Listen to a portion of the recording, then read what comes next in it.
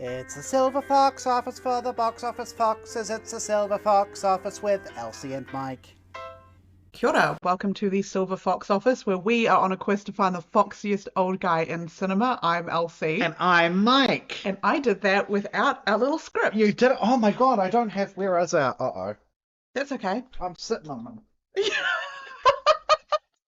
Mike's I'm sitting on our run sheet. What are we... We're not going to know what happens without this. I did that without the script. I feel like today has It's a only very... like my 29th time.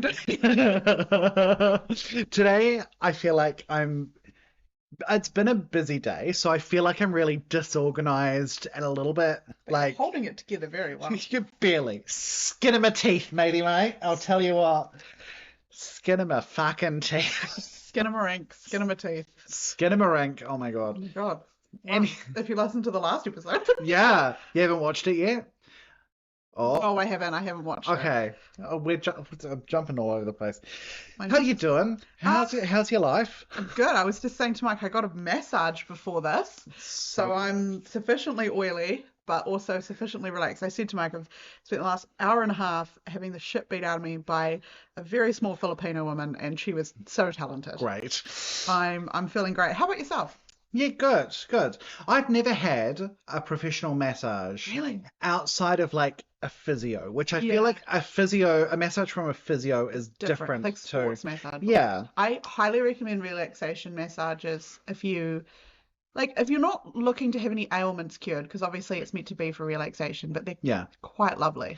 I do like keep wanting to, but at the same time I keep being like, oh, $50. It is. You know, which is so silly. It's expensive, and it's also time you have to carve out. Yeah. And there's also a thing about like when it's over and you like sit up and you're like, Jesus Christ, because Yeah. all the blood's obviously rushed, and then the room I was in was very dark, and I'm known for not being able to see in the dark, and so I was looking around, I was like, where the fuck is my shirt?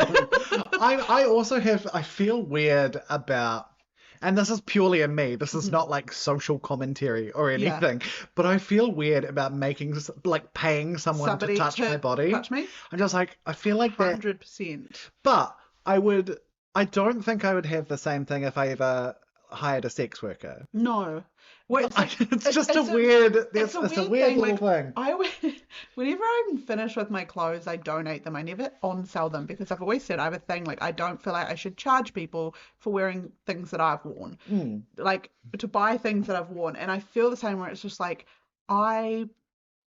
I'm going to pay you because obviously, like, this is a service and you're very good at it and you Yeah. deserve to be paid for it. But there is also a bit that's like, kind of feel sorry for them, where I'm like, yeah, sorry, mate. Yeah, this is definitely not an anti-massage No, 100%. or an anti-sex work thing. No. If you want to pay people to touch you, pay people to touch you. People to touch you. Honestly, either way, it's... Should I tell you what movies I've been watching? Oh my god, please put me out of my I feel misery. like that's probably the best segue on from it. Oh So, no. the day after we filmed the last episode, I went to the cinema and I saw Superman. Cool.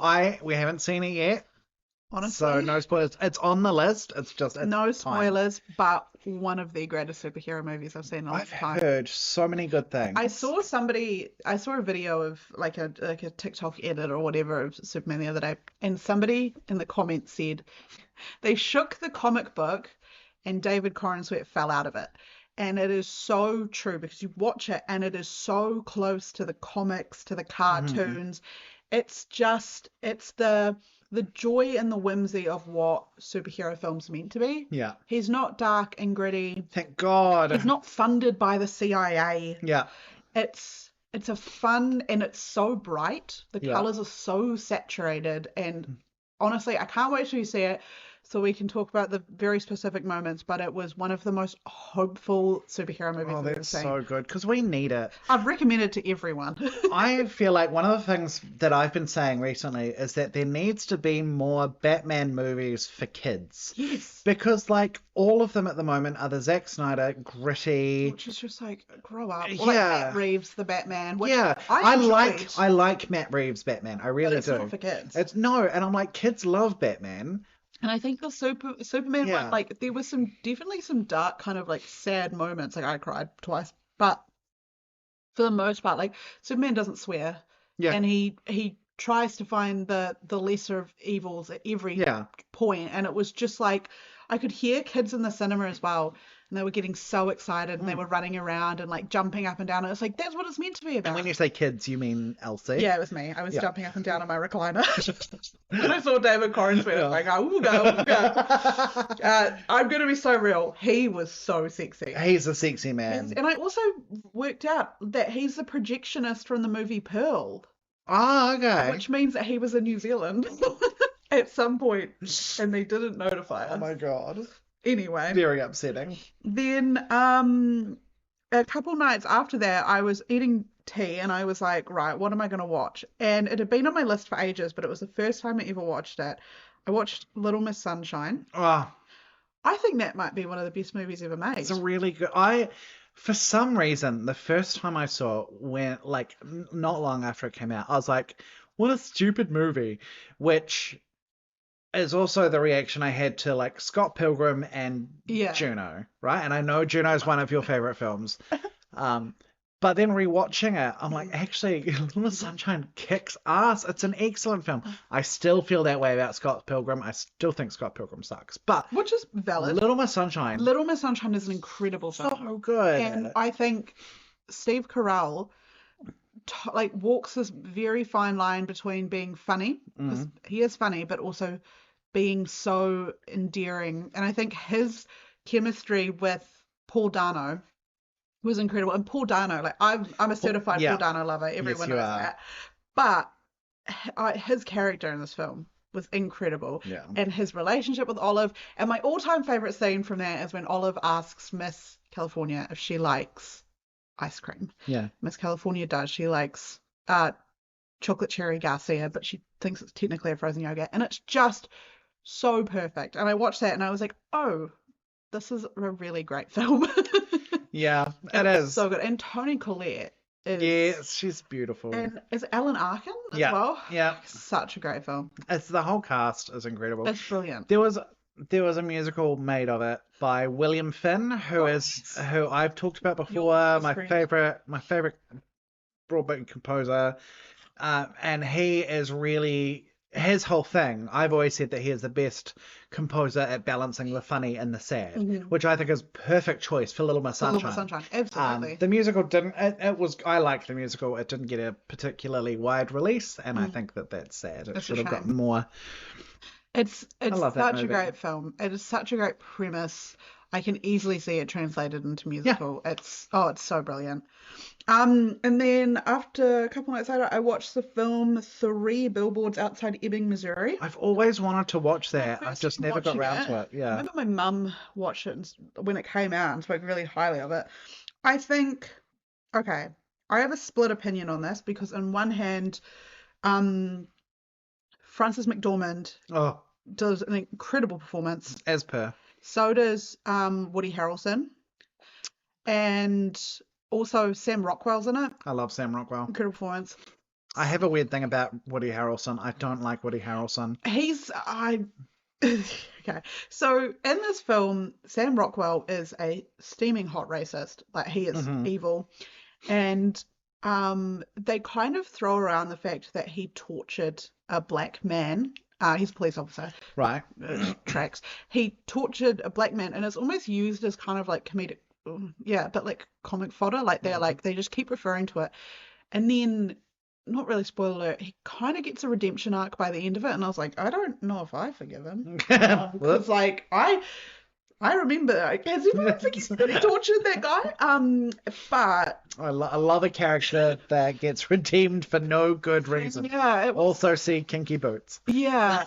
And then Woody Harrelson, there's this crazy scene where he and his wife have had sex, and she starts telling him that she loves his perfect cock or something like that. Okay. And he keeps talking about his cock, and I was like, can we stop talking about Woody Harrelson's cock? Please. So I would rather not talk about Woody Harrelson's Woody. yeah, so naturally, Frances McDormand delivers a performance for the ages. Of course. And I do recommend you watch it, but there were a few bits where I was like, also overall just like made me so angry at the premise. Not like that they delivered it poorly, but it was just like the premise, it makes you angry, and I think that's the point of it. Yeah. Then, a couple nights after that, I watched the film This Is Where I Leave You, Okay. which is a random 2014 film with Jason Bateman and Adam Driver. That's why I watched Two it. of your Two of my faves. faves. And Tina Fey. Um, and they play the children, along with Corey Stoll, they play the children of Jane Fonda. Yeah. And their father passes away, and they come home because their father wants them to like to have Shiva, or and so it's about like coming home to say goodbye, and then like family trials and tribulations, and also coming back to your small town where you know I think it's like an interesting premise of like going home and then realizing that like parts of you never left. So you kind of you come back and you become a child again and all this kind of stuff. It was pretty good. It was funny in places. It was kind of cringe in other places. Jane Fonda has a sweet rack. Oh, she has done since the 70s, There's right? quite a She's few scenes incredible. that revolve around her boobs, and it was just like, oh my God. But somebody made a point that like quite a few of the siblings and the sons with Jane Fonda like have chemistry, and I agreed. There was like a little bit where I'm like, I don't think they're gonna kiss, but they're brother and sister. That's what we call the House of Wax problem. Yeah, And the House of yeah. Wax remake, those siblings want to fuck. Oh yeah. Then, out of nowhere, seemingly, I rewatched Bratz Babies, the movie. Sure. It's like I think it's like under an hour. So this cartoon movie about Bratz babies. My sister and I watched it all the time as kids, and I was obsessed with it. It's on YouTube. I put it on the other night, and I realized I knew it word for word. You listen to us for high art. And that's what you get, because that Bratz Babies, people keep saying it has excellent pacing, and it does. It's like they don't give you a chance to breathe. Okay. One after it, it's like, okay, It's we're that on. excellent pace. Yeah, it was. It was really good for my attention span. Then, totally different end of the spectrum. Last night, Mum and I watched all 3 episodes of the Netflix documentary Amy Bradley is Missing. Oh, yeah, I've seen that advertised. So I knew about like the Amy Bradley case. I remember reading about it on the internet, and the Netflix special did not need to be 3 hours long, three Yep. episodes long. But if anything, I hope that it brings more attention to it, because it really was tragic. This poor young girl is missing, obviously, and it happened on a cruise ship. And if you really want to get angry, just listen to the way these cruise ship people talk about it. Like, like they talk about it like it's the biggest fucking inconvenience that this girl is fucking missing. But overall, it was pretty like bang average for a Netflix documentary. Right. But if anything, hopefully it brings more attention to it, and hopefully somebody knows something and speaks up about it. And then also, I've been watching episode 3 has just come out. My guilty pleasure TV series. It's the final season of The Summer I Turned Pretty, Okay, yeah. which is I've seen it a TV series like for, relentlessly advertised on Amazon yeah, Prime. TV series for teenagers based on 3 books, which the books are all right. They're like that thick. They're like freaking. Right. But it's the premise is this like outrageously beautiful young woman has grown up with this family, like friends with this family, and there's these 2 sons, and she's always been in love with one of them called Conrad, and there's another son called Jeremiah. That names of cartoon frogs, by the way. But, and she's always been in love with Conrad, but she has to try pick which one she's in love with, and both of them it's like, oh babe, come on, you can do better. But anyway, so That sounds like typical YA kind of stuff. we're into the final season. I've read the book, so I know how this goes. But it's so like it's my guilty pleasure because it's so fun to watch it as an adult. Yeah. To sit there and be like, cool, so none of these are real problems. Because yeah, there's no way that this is actually you don't actually have to pick either of them. You could spend a summer off and just learn how you are on You your could be own. single. Why don't you be single for a bit? Yeah, come on, Ariana Grande. No. Anyway, so yeah, that's what I have been watching. How about you, Mike? Okay, so I'm going to start with books. Nice. So, as I discussed last time, just as we were leaving, I was reading The Five by Haley Rubenfeld, I think is her name. Rubenhold, sorry. The Five by Haley Rubenhold. So it's about the canonical five victims of Jack the Ripper. Oh, yes, that's right.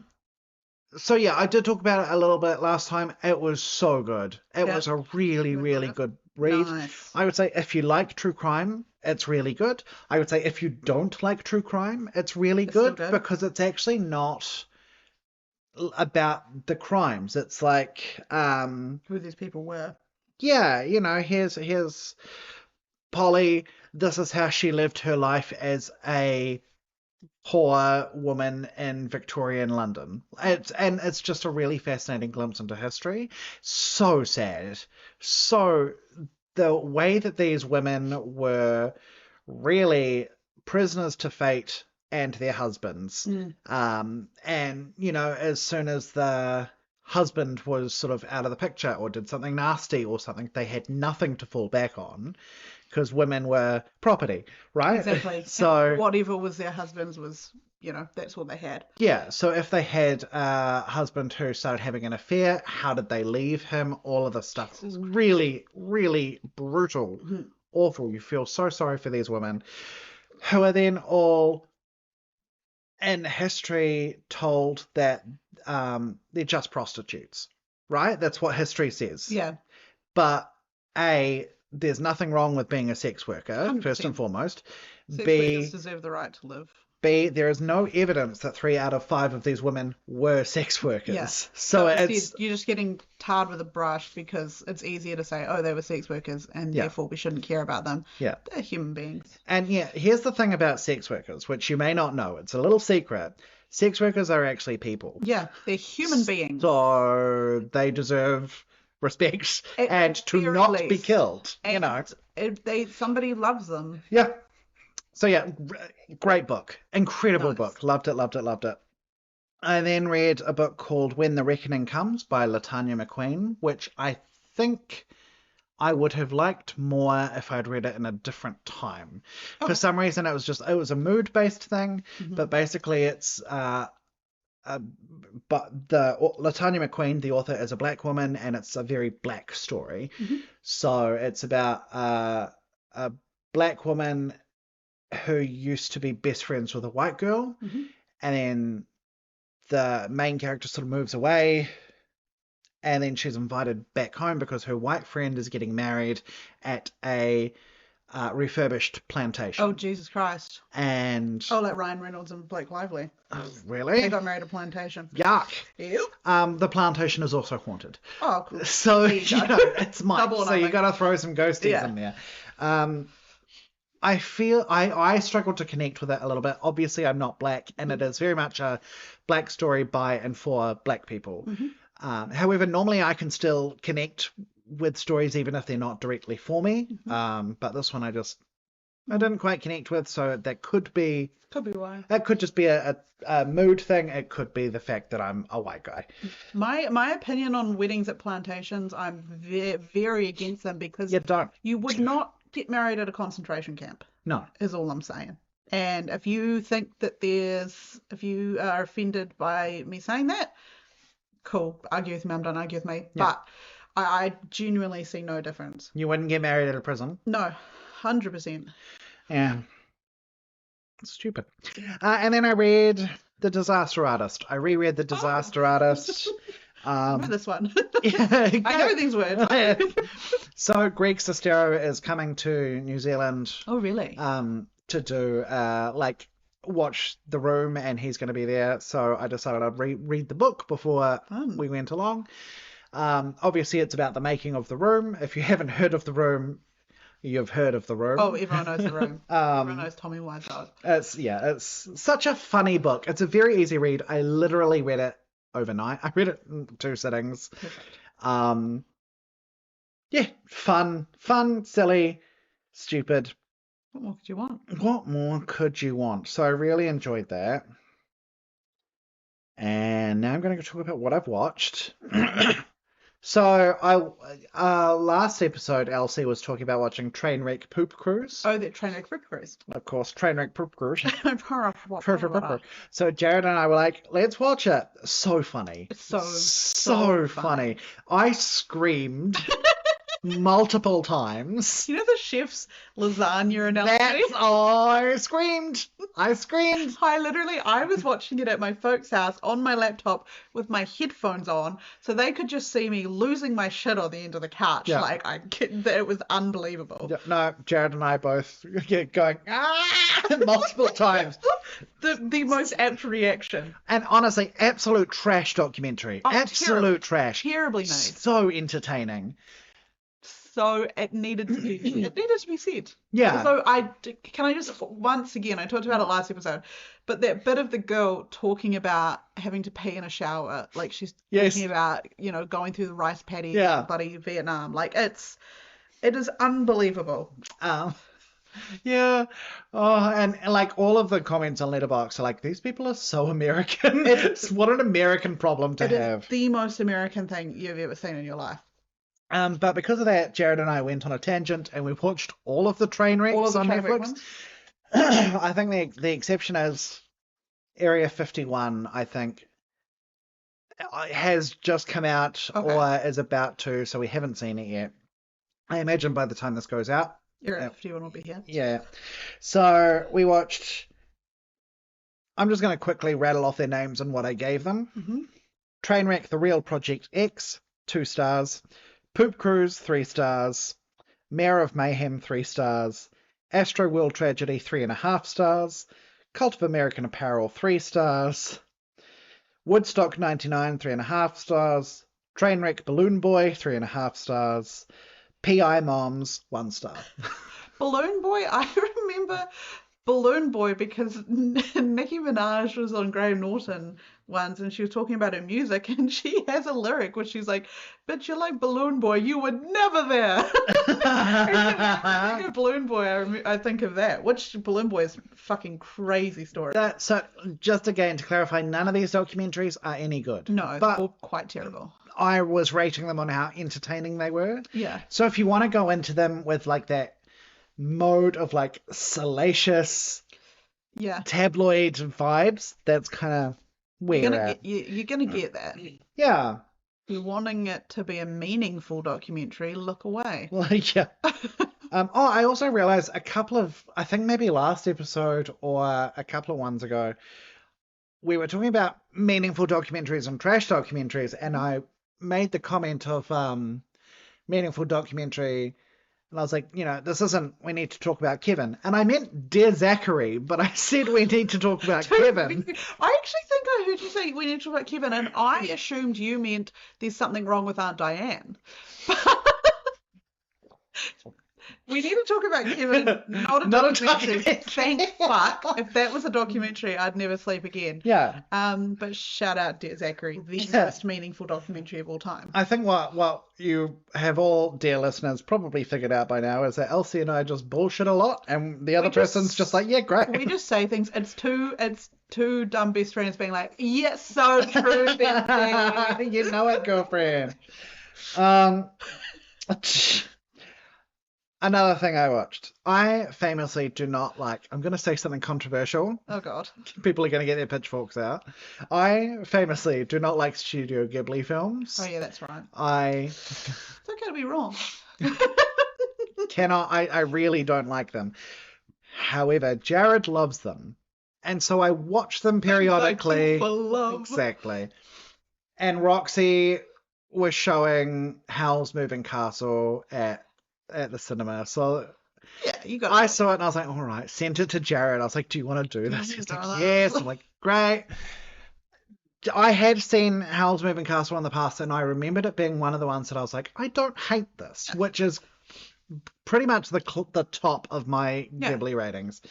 3.5. I liked that one. I watched it in English class at school. Yeah. I think the art style, I liked Calcifer. I liked Calcifer's cool. him. He's fun. It's definitely not my favorite. My sister and I watched Spirited Away all the time when we were kids because we had it on DVD. And so when I watch Spirited Away, it's not so much that I like it, but it has a lot of nostalgia to me. Like Yeah. I have a distinct memory of like loving the scene where they fill up the baths, and because I thought the animation of the water looked, and I felt like I could smell like the soap and all that kind of stuff. So I actually I don't disagree with you purely because, and this is just a me thing. I'm not saying this is what you're saying. I don't typically like adult cartoons. Mm.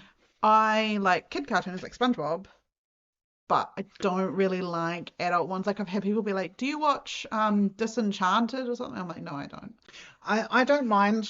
I don't mind that. I think my problem is They can be a bit boring. the There's no ghosts. the anime lifestyle. That's it. I only like ghosts. No, the anime style. Yeah.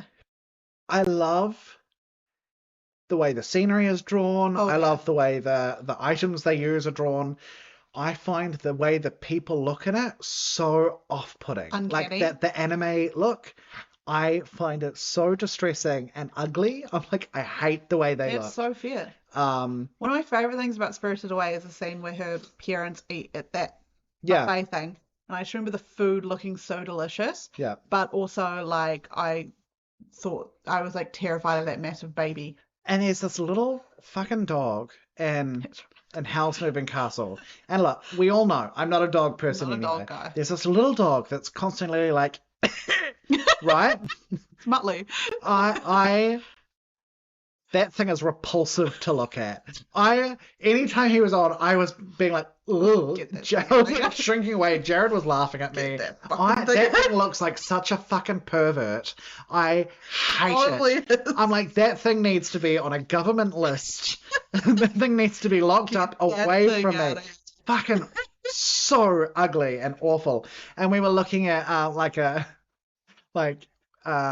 we're doing a trip to Japan next year, hopefully, touch wood. And so we were just looking at, stuff, and there was like this big toy store, and there was a YouTube video showing us through. And there was a Ghibli section, and there was there was a soft toy of the dog, and I was like, I'm not fucking going there. Oh, the asthmatic ass dog. Disgusting. But like, I know this is a minority opinion.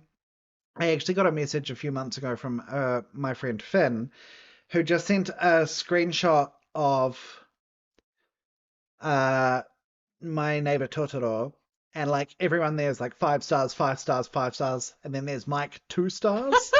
And he just sent me a message saying, Mike, come on, get a grip. So Pull your head in, Mike. also watched The Sword and Stone, the Disney version, not in the chronological watch that we're doing, just because I wanted to watch it because I love that movie. Cold Case, Who Killed Jean-Benet Ramsey. Oh yeah, I've been meaning to rewatch that. We started like the first episode and never finished it. A good entrance case, but also, I feel so sorry for that family. I finished it because I had always been of the opinion that the brother did it. Yeah. Watching this, I'm like, actually, I don't know if that makes sense. It's one of those ones that I've never been able to No. make heads or tails of. It's one of those ones where when I die and I get to the pearly gates, I'll be like, who was it? Who was it? I feel like I'm gonna need to have like when I get to the pearly gates, I'm gonna need to be so honest with St. Peter and be like, is it okay if I have a list? Because I'm not gonna be able to rest otherwise. Yeah. Do you want my soul to be able to ascend? Then we're gonna have to go through this list. I also watched a movie called The Magic Sword, Quest for Camelot. Of course he did. I've been in a really Arthurian. Yeah, you're Mr. Arthurian legend. That's me. And that's basically animated film from '98, which is about Camelot and Excalibur and all that shit. And I remember loving it as a kid. Oh God. Yeah, it wasn't great. Yeah, it wasn't great. They seldom are. The animation was so shitbox. It was like they would just talk and move their arms and just for no good reason. Have you ever seen a Barbie movie, like Barbie Yes. and the Pauper? Yes, I watched Barbie Was and there Swan one Lake. about saving whales or turtles or Oh, dolphins? there's a turtle one. I think it's Barbie. Is that Fairytopia or Barbie No, Mermaidia? I no. can't remember. Was it like dolphin magic or something? Could be. I highly recommend you watch one of the like Barbie as the Princess and the Pauper or Barbie and Swan Lake or Rapunzel. Rapunzel's a Right. great one because Count Frollo or whatever is it? No, Frollo's Hunchback. Hunchback. No, what's the guy's name? There's this fucking guy. Anyway, This fucking guy. they are so poorly animated, but they're perfection. And my sister and I used to eat them up when we were kids, and then you watch them back when you're older, and you're like, Jesus Christ, they had $7 in a fucking dream to make this film, and they Is it still Rothbart? Rothbart? Is could that who you very say? well be. He's a bit creepy looking. They're all quite creepy looking because it's like CGI. God, It's entirely computer animated. disgusting. So yeah, I don't recommend that. One of the things that they did, which pisses me off, is like I get singing in kids' movies was a bit of a prerequisite in the 90s, right? Yeah. You're like, it's a cartoon, Somebody's got to sing. we've got to have singing because Disney did it. Which obviously then things like Emperor's New Groove and Lilo and Stitch and Tarzan to an extent sort of broke away from.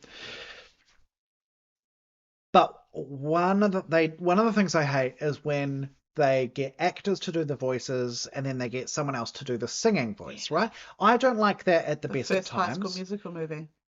Really? Yeah, Drew Seeley sung for Zac Efron, and then Zac Efron sung in the second and the third. But the Oh, first movie is not Zac singing.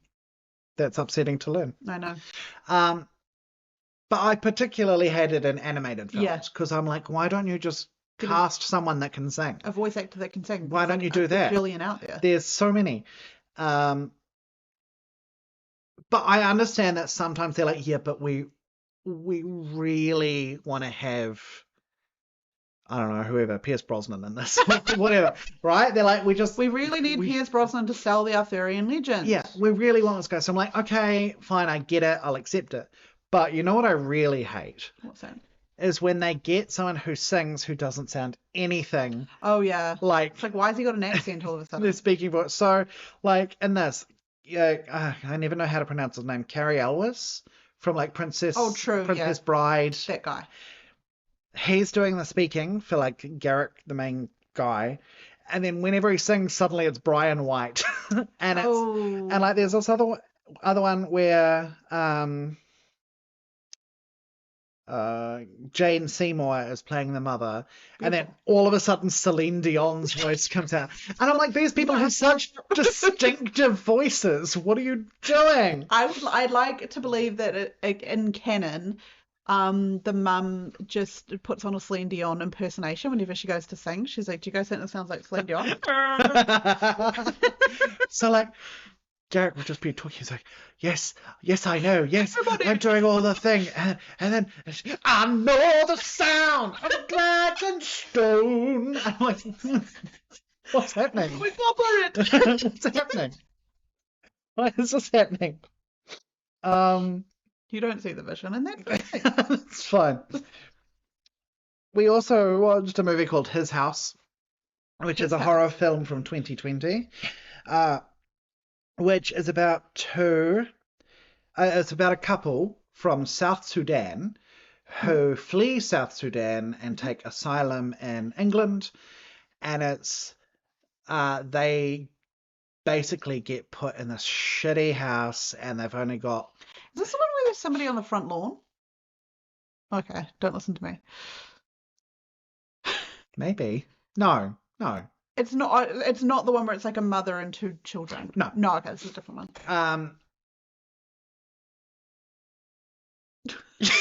You've thrown me off. I don't know what I'm talking about. Sorry. My brain is Sorry, they're in the shitty house. Yeah, so they're in the shitty house, and they're basically like, asylum until they can get permanent residency or be whatever. And they're not allowed to work, and they only get a certain amount of money, and it's all these things. And they think maybe that a witch has targeted them. Yep, that would be my next. Really, really cool. Good. I really liked it. Nice. And it also has Wunmi Mosaku in it, who is Annie in Sinners. Oh, yes. The voodoo hoodoo queen. Oh, most beautiful woman that's ever existed. Such a beautiful woman, Yeah, such one an of incredible the most actress. beautiful women to ever exist. So beautiful, so good. But my review of it was, I know it isn't the point at all of this extremely powerful and spooky horror film, but Winmi Masago is so sexy, Like, so sexy. When I saw her in cinemas, oh my God, Yeah. fathers, I was like, I'm gonna have to take a lap of the fucking cinema. Yeah. She was crazy. Yeah, I liked it. It was spooky and atmospheric and deeply sad. What more could you want? Then watch Dumbo just for you, LC. Thank you. That's where we're up to in our rewatch. How good. Cute film. Racist film. Yeah, quite racist. Quite racist. Which, like, when I was a kid, Right over my head. other than Casey Jr., but like when I see an elephant fly, I used to sing that all the time. It's a great song. It's a good song. Just sung by racist caricatures. If it was sung by Normal black people, Yeah, if it was or normal white people, just someone not doing a racist accent, Yeah. fine. I shouldn't have used the word normal, but you know what I mean. People that weren't caricatures. Yeah. And then we watched Creep and Creep 2. I remember seeing Creep when it came out. I remember we watched it like the day after my grandmother's funeral. Oh, And then I had the song, you know that weird little song he sings? yes. I had it stuck in my head for like a week. I would say it's one of the better found footage horror films out there. Have you seen the Poughkeepsie tapes? Yes.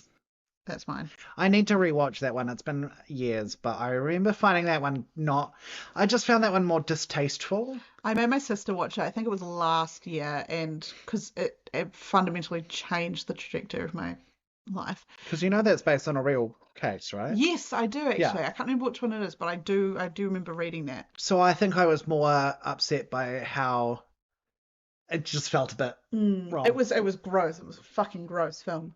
But no, I haven't seen Creep 2, but I remember the first Creep film being quite like I think it was what's good about it is that guy, I can't remember anyone's name, but that guy, he is really good at disarming you. Mark Duplass. Yeah. He does some things where it's like I found myself actually being like, oh, yeah, he's just You're actually weird. quite charming. Yeah, you're quite And charming, and then I'll be like, oh, he's just weird, and then he'd do something, and I'll be like, oh, okay, maybe he's like weird. It was a good film. Yeah, the sequel is also good. It's very different, and it takes an unusual turn. Mm-hmm. It's just it's yeah, it's a lot different than the first one, but I really enjoyed it. Mark Duplass does get his bits out and like stands full frontal in front of the camera for like 20 seconds. Enough time for me to get my phone out. You get a full face full, you get a full ogle. It's I'm great. gonna watch it. I'll watch it on A to Z. With Zoom functionality. And you know Not those that he needs it. He doesn't need a Zoom. glasses that Junie Cortez wears. They like go like, and it's got... but he doesn't need it. They would not know what that was since that involved a lot of hand movements on your If part. you've seen Spy Kids, you know the crazy green glasses Junie wears that has like the extendo lens.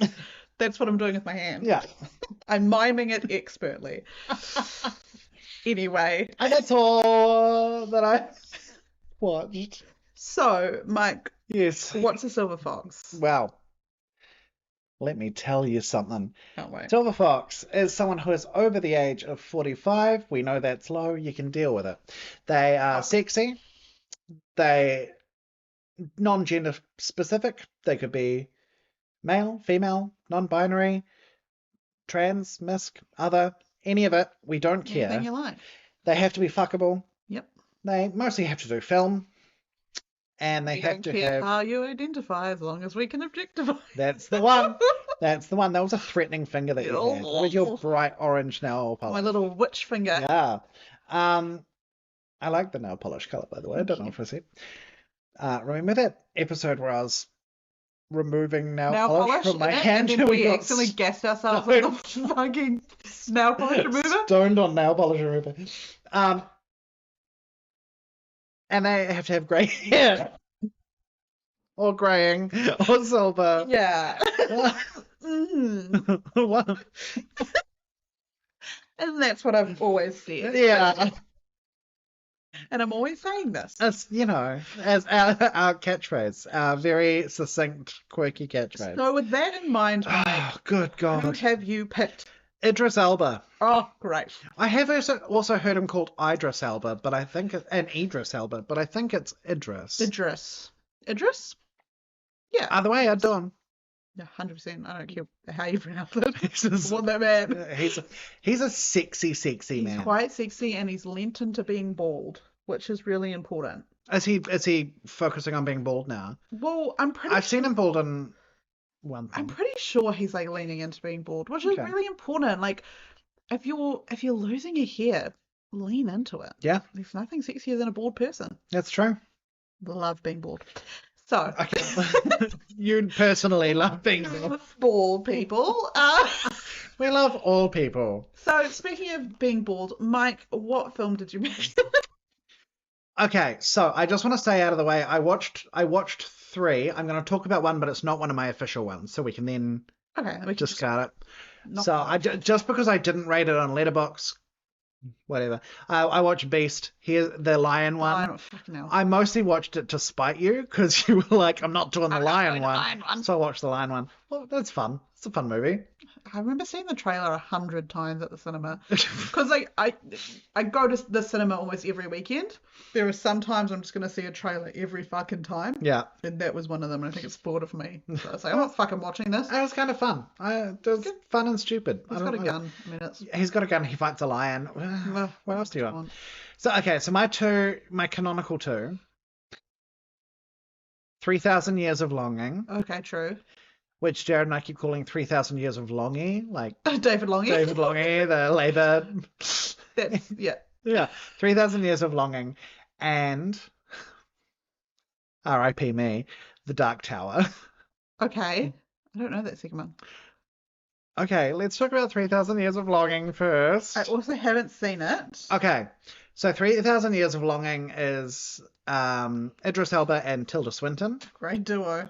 She plays a narratologist, so someone who she studies and does discussions on stories. Okay, love it. And she basically finds a djinn in a bottle, and that djinn is Idris Elba. Idris Elba. And it's all about Oh, yeah, stories. he's handsome. He's shirtless basically the whole time, always As in he this should be. fluffy white robe. What more could you want? He is so sexy in that. God, the size of his arm. He is so sexy in that. Fucking hell. So true. Pointy ears as well. Yeah, there's something about it, but he's also really gentle and softly spoken, but you're never quite sure if you can fully trust him or not. Mate, he was What doing more things do for you me. So fat. It was a really pretty film to look at, not just because of Idris Elba, but he definitely did a lot He definitely for it. helped. Yeah, and one of the reviews I saw, so basically, yeah, so Tilda Swinton finds him in this bottle and he's like, you have 3 wishes and then Standard. I'm free, basically, right? You can't wish for more wishes. You can't wish to live forever. You can't wish to be absolved from sin, right? Those are the 3 things. God, Catholic genie. Well, yeah, because he's like, we're not a god. True. We're just jinn. And she's like, well, there's nothing I want to wish for. She's a very solitary woman, and she's like, I like my life. I like being alone. I've got everything I need. I don't want to use any of your wishes. Not even a little Sara Lee cheesecake? Also, because I study this, I know that all wishing stories are cautionary tales. So I don't want to wish. Because he's always going to spin your words, isn't he? Yeah. She does try doing that. She's like, fine, I wish to have a drink of tea. And then she drinks her tea. And he says, no, it has to be your heart's desire. Oh, yeah. Okay, well, the Sara Lee cheesecake. Yeah. And so it's all about him telling her stories of previous people that he's had that have made wishes, essentially. And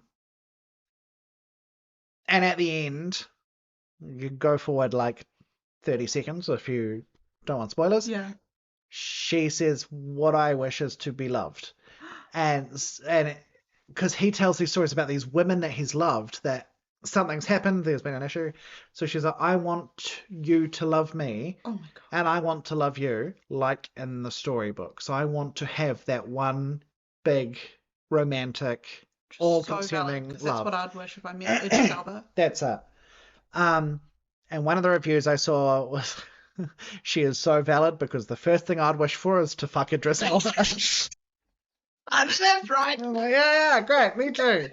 He would have been like, you get three-way like your pants off. I want to fuck you and have 3 orgasms. It's my second and third wish. And another one. I wish to have sex. Done. Oh, I wish to have sex again. And we get third wish, and I'm like, protect pants on.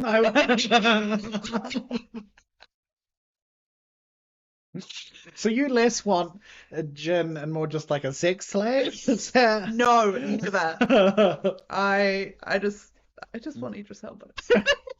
So valid. Okay, so that's that. Jesus. The other one I watched, Dark Tower. What is this about? It's about Tower. Mike being sad. That's what it's about. So, The Dark Tower is based on Stephen King's magnum opus. Oh, that Dark Tower. Some of my favorite books of all time. Wow, it looks good. 8 books, right? 8 books in the series, all of which fold in every single other book that Stephen King has ever written. Ooh, So it is fun. the Dark Tower series essentially encompasses his entire 60 plus output of books. That's insane. It is. But that's how it works. Incredible. Absolutely incredible. All of that condensed into a 95-minute movie. No, you can't do that shit. So, but Idris Elba is really sexy in it. I just saw one photo of him and I get it. So he is in a cowboy outfit essentially for the whole time, being really gruff and really serious and really mean, What more could you want? and a character that I already love, Yeah. which really helps. And he does an incredible job of playing Roland. He's really good. He's a really good Roland in a really shitty Dark Tower adaptation, which makes me so sad. And I literally, so it came out in 2017 around this time of year. So all of my Facebook memories have been me being like, I'm so excited for the Dark Tower. Oh, I'm no. so excited. Dark Tower's coming out. Mike Bryant has changed his cover photo to a Dark Tower thing. Like, off the railings obsessed. I love the passion. Guys, I was excited for Dark Tower. I would... The very next post, but like, nobody speak to me. Nobody speak to me ever again. Literally. It was what a dog shit film. Mike Brown has changed his cover photo. So I watched it with Jared, and Jared was like, oh, do I have to watch this? So I know it's not very good. And I was like, look, I have to watch it for this. Jared has never read The Dark Tower. Mm-hmm. He's read the first book, Mm-hmm. which is it's quite a slim book. It's not going to tell you a lot. So he's read the first book. So we watched this, and I was like, did you understand what was happening? And he said, no, I did not understand. Good God. And that's all the reviews were. It's too simplistic for long-term fans, and it's indecipherable for people that have never read the books. So it's for absolutely nobody. It's for nobody. It's awful. But Idris Elba dressed as a cowboy with like a leather trench coat, and not in a Matrix way, a leather duster. Good God. Fucking hell. Yeah. Incredible. And also there's this, so the character is really grim and serious throughout the whole thing, and there's just this one like 5-minute section where he goes to hospital where he's allowed to be funny. And it's so good. It's just very funny and so good with the character. And the character, when Stephen King was writing it, so clearly based on Clint Eastwood, right? He's meant to be white. He's meant to be gangly and that kind of thing.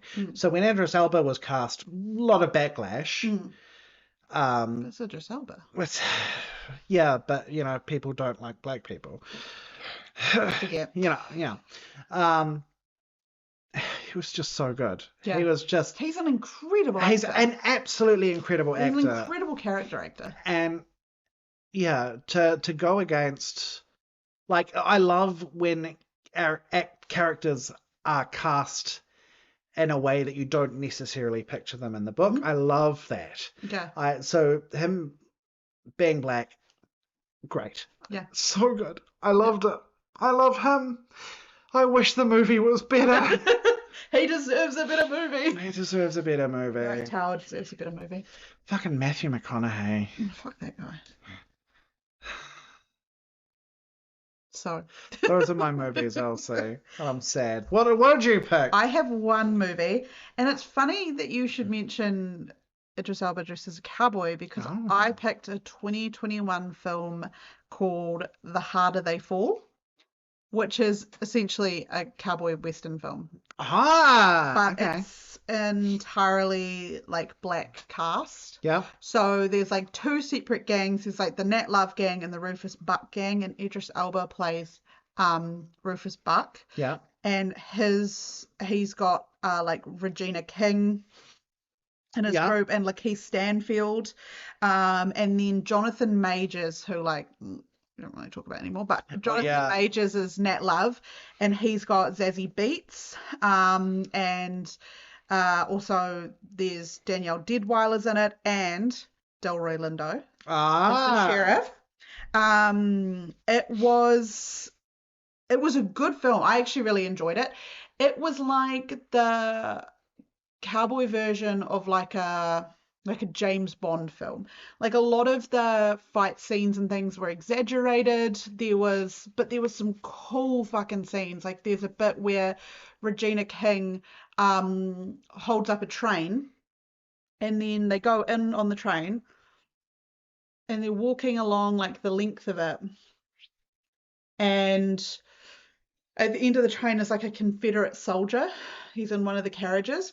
And there's this bit where she's standing in the middle of the aisle, and you can't see behind her. And then all of a sudden, all these arms of like the other members of the gang pointing their guns, and it kind of like it's a star formation. It was really cool. It was really well done. So then it turns out Idris Elba is being held prisoner on the train. He's being transported. So they break him out.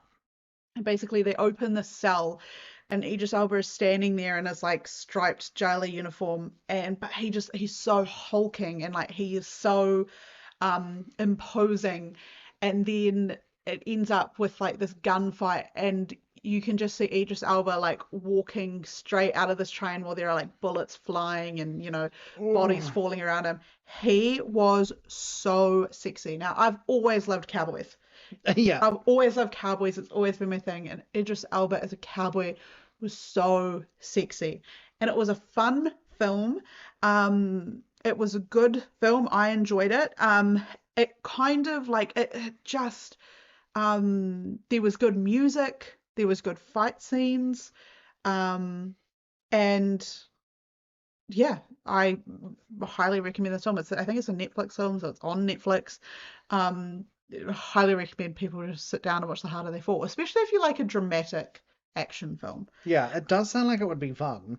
It was very fun. It was really good. And then there's like a plot twist at the end and things like that. But yeah, I highly recommend Idris Elba as a cowboy, because he was so sexy. And Regina King is so fucking cool in this. Like, she's such a badass. And even Zazie Beetz, like, she's such a badass as well. And Lakeith Stanfield is so sexy, it's unbelievable. So very hot cast, mind you. Yeah, I watched The Harder They Fall, and I only watched one film.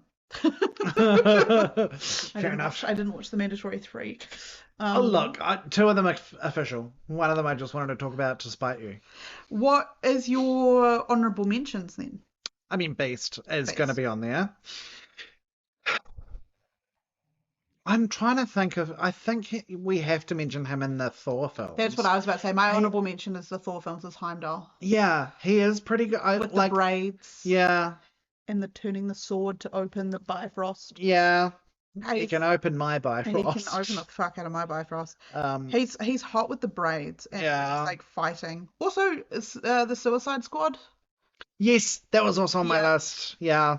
He's pretty fit in the Suicide Squad. He's pretty hot in most Cats things. 2019. No, he is anti-hot in that. I've never seen that movie. I'm never going to. He looks like he's naked, and that's not a good thing, surprisingly. I'm just checking. It's got a rating of 1.3 on Good Letterboxd. Lord. You gave it a half a star. Cass To gave be it fair, 1 star. I would also give the stage musical half a star. I like the stage musical. We used to have it on DVD, like a recording of the stage musical, and I quite enjoyed it. We used to watch it a lot when we were kids. It's like you said earlier, it's okay to be wrong. Yeah, I also think once again it's the nostalgia of watching it a lot when I was a kid. Yeah. Yeah. I am also going to say him and Prometheus. Okay. Yeah. Okay. Not like the focus of the film, but you know, he's pretty hot in that. Well, now it is time for arguably the silliest part. Fox Facts, where we hop onto IMDb or any sort of, it doesn't have to be IMDb necessarily, but any sort of things like that. It usually is. And we find the most room temperature tepid facts. They're the stupidest that facts you can you've think ever of. heard, but they're perfect. Obviously, you take all of these with a grain of salt, because anyone can add these. He's a disc jockey, so he's a DJ under the name Big Driss the Londoner. How big? He's 6'2". That's not. He co-produced and performed the intro on Jay-Z's album American Gangsta. Here's one for all you straight guys out there. Has been a fan of Arsenal Football Club since age 15. That's just for you, Ed Blunden. Hold on. Sorry. Shout out Ed Blunden. Sorry. Revealed by not denying on the Graham Norton show that he has a foot fetish. Kate Winslet discovered this while filming a love scene for The Mountain Between Us. Idris Elba wants to see your toes. Idris Elba wants to see your toes. What the fucking hell? Idris Elba wants to see your toes. Oh my god, that man! Look. If he asked. If he asked. Oh my god. The fact that Kate Winslet found out as well. Yeah, he just started humping my heel, and I was like, okay, no. I'd watch it. Like, I'm not a feet guy. I'd be in the cuck chair. But I'd watch it. Yeah, he was like, I woke up and he was slobbering on my toes, and I was like, I guess he's into it. All right, here you go. Holy fucking shit. Daniel Craig suggested that Idris Elba could be the next James Bond, saying he would be fantastic. In response to fans that have suggested him as a candidate for James Bond, Idris says that he has no interest in pursuing the role. Sorry, it was written really poorly, so I was translating as I was reading. I think it's going to be Aaron Taylor-Johnson that ends up being the next one. Forge. It would be great to see a not white guy in that role, though. Yep. First met his wife-to-be, model Sabrina Dara Alba, at a party while shooting The Mountain Between Us, which is also the film where Kate Winslet discovered he likes toes. He's the only male that has ever appeared on the cover of Maxim magazine. Oh. He DJ'd Harry and Meghan's wedding. Oh, here's one I know off the top of the old dome. He is like a really big advocate against knife crime. Oh, brilliant. Like, it's a really specific thing, but he's like an ambassador. Like, hates knife crime. Yeah, he's really...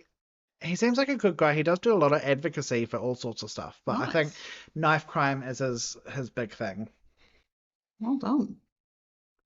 Oh, it was announced that Elba invested into Kiro Race Co., a racing team currently competing into the FIA Formula E World Championship. Oh, here we go. In April 2009, the Prince's Trust, which is a leading youth charity, appointed Idris Elba their anti-crime ambassador. There we are. He was also appointed to serve on the Board of Governors for the British Film Institute from 2018 to 2022. Chosen by People magazine as the sexiest man alive on November 5th, 2018. And he admires Denzel Washington and Meryl Streep. Don't we all? He performed the spoken word intro on Taylor Swift's song London Boy from her studio album Lover 2019. Good on him. He also worked opposite the singer-songwriter in Tom Hooper's adaptation of the musical fantasy Cats 2019. Apparently he's friends with Jamie Foxx and Chiwetel Ejiofor. Oh, I love him. Is that how you pronounce it? I don't know. I hope so. Also, incredible actor. Love Actually. 12 Years a Slave. Brilliant actor. Kinky Boots. Also in Bridget Jones' Mad About the Boy. Yeah. He's very hot. Okay, I know I said People magazine said he was the sexiest man alive in 2018, but in 2007, he was one of the 100 most beautiful people in the world. So he went from 2007, one of the 100, to 2018, like 11 years later, being like, nah, I'm the sexiest. He just keeps getting better. He clocked it. He does keep getting sexier. He has gotten sexy with age. Yeah, he has. Which is the premise of this entire podcast. Absolutely. Oh God, here we go. Time for the Punnett Square. Does this fox fuck? And what that means is we have a Punnett Square where along the x-axis we say knows what sex is, doesn't know what sex is, and along the y-axis we have fucks, doesn't fuck. X is a cross, so that's it. It's at the top. I know. It could also be at the bottom. We're doing the Rasputin just Sit there. So Mike, Yes. your character's from Dark Tower and also the Djinn from 3,000 Years of Longing. Yeah. Either of them fucking? So the Djinn in 3,000 Years of Longing absolutely knows what it is and is absolutely hasn't been fucking for a long time because he's been locked in a bottle for a long time. But however, anytime he's out of the bottle, he is ravenous for it. He's yep. And I would give it to him. Oh yeah. He could rub my container. Okay. We made too much eye contact. Your container? Well, I was going to say vessel. I should have just stuck with bottle. I think vessel would have probably been better than container. Anyway. You don't know what I meant to. Maybe I meant to container play. I don't even want to know what the fuck that is. No, neither do I. I'm very tired. Okay. Roland knows what it is not fucking. Mm-hmm. He is too dead set on his goal. Valid. Of reaching the tower. So valid. Rufus Buck. Yes. Fucking left, right, and centre. Knows what it is. Fucking. Rufus Buck. He wasn't for the time period that he was obviously imprisoned. Mm. But now that he's out. Oh yeah. Yeah. Oh yeah. Constantly. He's Why would he not? Right. Well. What is your letterbox? And we've missed one. We've missed one. The most exciting. Oh my God, we're up to. I was too excited. We're up to the next Fox. Holy fuck, Elsie. Okay. Oh my God, your little face. Is this a good one? Okay, so when I picked Denzel for the last one, I was toying up between Denzel and one other person. Oh my God. And so it's time to bring that one other person. And I don't think you're ready. I know categorically you're not ready. Oh no. Okay. The next Fox is, God rest his soul, Marlon Brando. Oh boy. This is a Paul Newman episode part 2. Fuck. I dropped my glasses. Oh, that man. Yeah. That man. I did it again. I'm going to put my glasses down. I've got the dropsy. I feel like he's been building.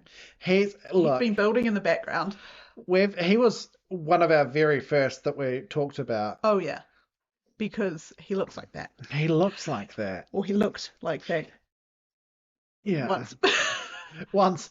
Upon a time. Oh. Yeah. Excellent choice. Thank you. I'm quite excited. And I'm also excited to watch some older films. Like, I really Yeah. enjoyed getting to watch, like, with Paul Newman, getting to watch, like, Cat on a Hot Tin Roof and that kind of thing. So I'm excited to watch some classics. That's so good. I can't wait.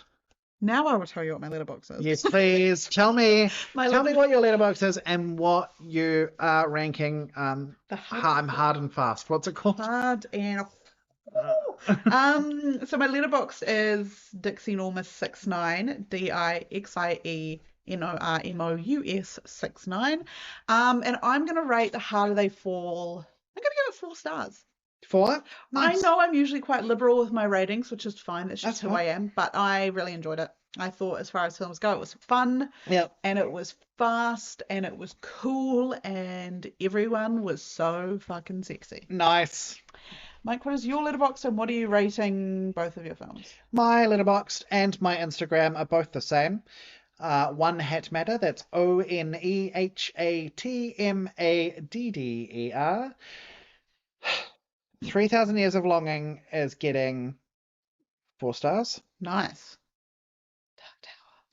The Dark Tower, the books, getting 10 out of 5. 5 billion stars. The film, Negative 1 out of 5. 1 star. 1 star. 1 star out of 5. Oh my God. Maybe 1.5. You'll have to check my letterbox to Kate see. Blanchett's The Gift is getting a run for its money. That was categorically the worst film watched. I disagree. I think Burlesque has been the worst film watched so far. I like that one. True. All right. Oh boy. If you want to get us on other social media, we have an Instagram. We do. Find us at the Silver Fox Office. And then also, if you want to flick us an email, suggest a fox, heckle us. Say you want to guest star. Say you want to be on the policy. You can get us at thesilverfoxoffice@gmail.com. We do also have a couple of guest stars that we've got booked in to come up at some point over the coming months. So keep your ears tuned. Keep your target on. Yeah. And then Whakarongamai. And maybe we might have something else coming up.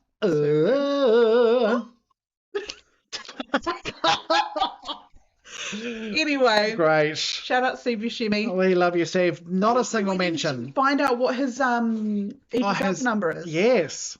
6 Degrees of Kevin Bacon. Yep. Shout out to the 6 Degrees of Kevin Bacon website for also telling us the number of other actors. Yep. So you can remove Kevin Bacon and you can put in Steve Buscemi. So it'll tell us what Idris Elba's Buscemi number is. Steve Buscemi to Idris Elba. Let's find out. Oh, Idris Elba has a Steve Buscemi number of 2. Okay. Idris Elba was in Thor: The Dark World, terrible film, with Richard Brake, who was in The Death of Stalin with Steve Buscemi. Okay. And I'll give you one more. Idris Elba was in The Jungle Book with Christopher Walken, who was in Pulp Fiction with Steve Buscemi. Of course. So, a Steve Buscemi number of 2. So, it's indeterminate whether they've explored each other's bodies. We can't confirm it, but nor can we rule it out. In my mind, they have. In my mind... In the fan fiction I'm writing, they have. Often and publicly. When I get into bed at night, I put my little eye mask on my eyes and I go like this. The eye mask. Like, play it like a projector. Your eye mask is at Steve Buscemi's eyes on the eye mask? I wish. Now that I'm thinking about it, get in my Steve Buscemi flannelette pajamas on, my Steve Buscemi eye mask, on my Steve Buscemi pillow, next to my Steve Buscemi body pillow. Yeah. And we're away laughing. I was looking at, the website Redbubble? Yes, I know that. So I was sponsored. Not sponsored, could be. I was looking at images of Frollo from Hunchback. Yes. And I found... Of course you I found... Oh, God. One of the most cursed things I think I've ever seen. I'm scared. I'm just gonna... Oh, gosh. What I'm looking at right now is Count Frollo in the center of a duvet cover, and he's wearing tights, but he's kind of got them half off his bum. And it's quite awful to look at. He's also shirtless. He's shirtless. He's got his shoes off, so Idris Elba would be happy. That's outrageous. We should post this to the Instagram. Please. Did I ever tell you about the time I got prepositioned for sex when I was at the Armageddon convention looking at body pillows? No. Okay, go on. I went to the Armageddon convention with my sister, and as we were walking, I saw this place was selling a bunch of pillows, including body pillows. Sure. So you do as you do, you just like look at everything. Yeah. I'm looking at the body pillows, this wee guy's there selling them. He said something to me like we were, and I thought we were bantering, so I was making a joke about body pillows. And then he made some joke about like having a break in like 5 minutes and basically like asked if I wanted to go have sex with a body pillow salesman. Oh my God. And I was like, So how was he? well, this is why I've got all these body pillows. The amount of body pillows you bring into my house every fortnight. I remember when I realized what was going on, I literally out loud went, "Oh my God." And thankfully my sister turned up and was like, "Are you all right?" I was like, "No." So I got this t-shirt that says I went to Armageddon and all I got was propositioned by a body pillow salesman. That's so good. I attract odd people. How long ago was this? 2023. So if you're listening to this and if you were selling body pillows at Armageddon in 2023. You wanted to have sex with the girl wearing the butthead t-shirt. At the Silver Fox office. We need to interview you. We need to find out what you were thinking. But I Bring your best body pillow. I do attract odd people. I am an odd person myself. But and it was annoying because I wanted to get a Sleepy Shimmy body pillow printed and then I was too weirded out, so I had to leave. Yeah. All right, bye everyone. Bye, Sleepy Shimmy. We love you. Bye, Idris Elba. What a place to end on. So glad we told the story now. Don't bring me into this. I have done nothing to do with this debauchery. All right. Ka kite. Your body Bye, is friend. tight as this tonight.